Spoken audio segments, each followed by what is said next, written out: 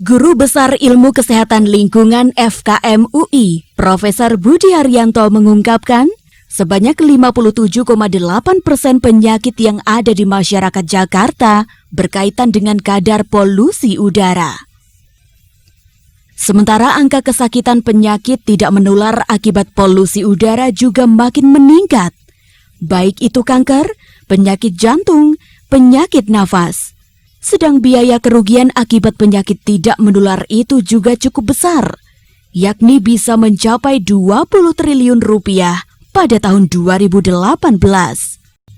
Hal itu diungkap Profesor Budi Haryanto dalam diskusi virtual yang diadakan Yayasan Lembaga Konsumen Indonesia yang bertajuk Dampak Sosial Ekonomi Polusi Udara di Jakarta belum lama ini. Kita lihat apa yang kita lakukan di Jakarta. Kita menggunakan medical record ya dari rumah sakit. Kita temukan bahwa 57,8% penyakit yang ada di Jakarta ini ternyata terkait dengan polusi udara.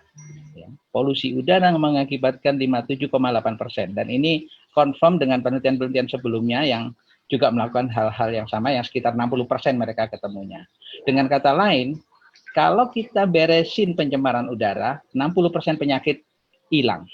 Kita lihat bahwa kanker, penyakit jantung, penyakit saluran nafas, terus terhambatnya pertumbuhan fisik tubuh, kemudian gangguan sistem saraf, itu semua adalah sumbangsih dari polusi udara.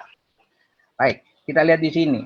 Ternyata laporan dari Kementerian Kesehatan, penyakit tidak menular itu adalah kontributor dari 60% kematian.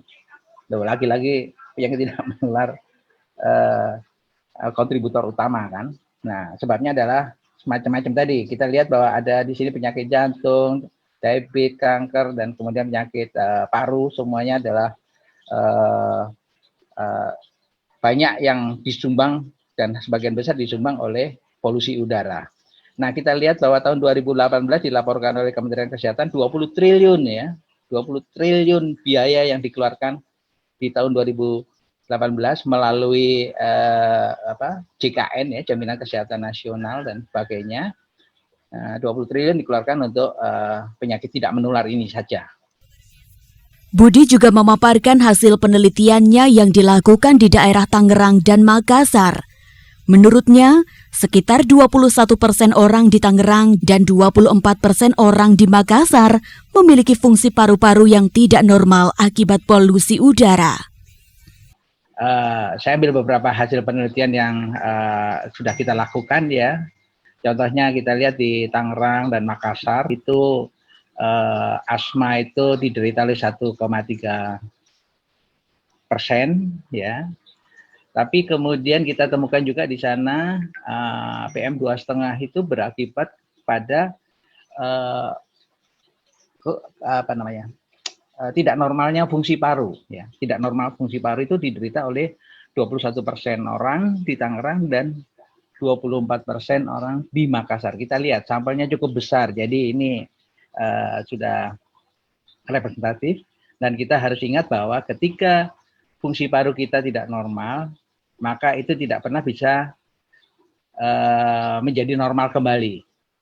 Kenapa demikian? Karena ini adalah akibat kita menghirup polusi udara, polutan di udara yang terus-menerus berbulan-bulan, bertahun-tahun. Sehingga di sana banyak chemical yang kemudian bisa merusak sistem daripada paru-paru itu sendiri, dan itu tidak pernah akan kembali. Kita lihat bahwa ini adalah penyakit kronis ya. Dan kemudian kita udah publish juga beberapa temuan di mana partikel debu 2,5 mikron itu mengakibatkan 23% ibu-ibu rumah tangga ya di Jakarta Timur itu terkena gangguan fungsi paru, 23%. Tadi